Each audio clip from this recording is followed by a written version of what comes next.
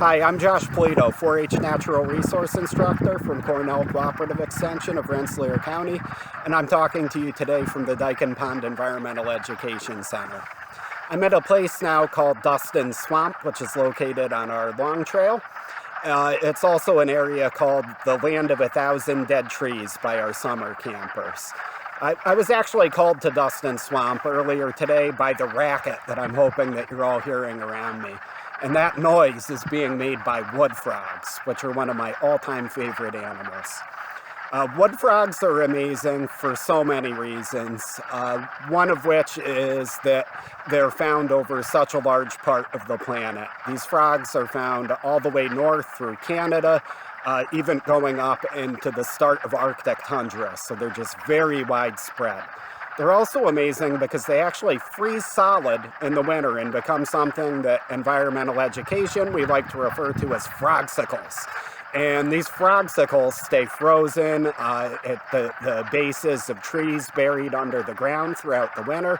And then when the conditions are right, they'll thaw out and start making their way to their spring breeding grounds, which are wet areas, wetlands like the one found behind me. These frogs will make their way here and just start causing an awful racket, which is what I really wanted to share with you today.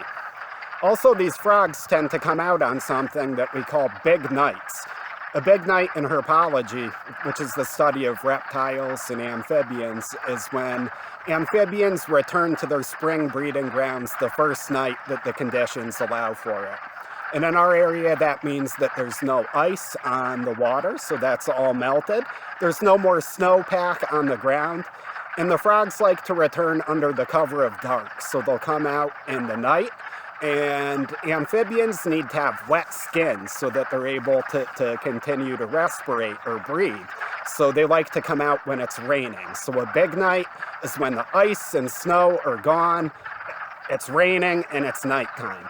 So for a lot of us who are stuck indoors over the weekend, we can feel a bit better about that, knowing that we're likely to have a big night over the weekend, and that us staying in our homes and not driving out on the roads not only will help protect ourselves, but it's also going to help keep all the amphibians safe in their migration back to their spring breeding grounds.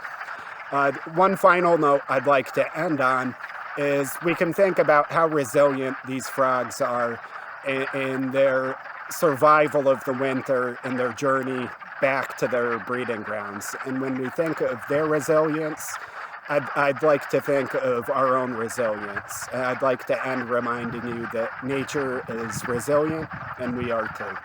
Thank you.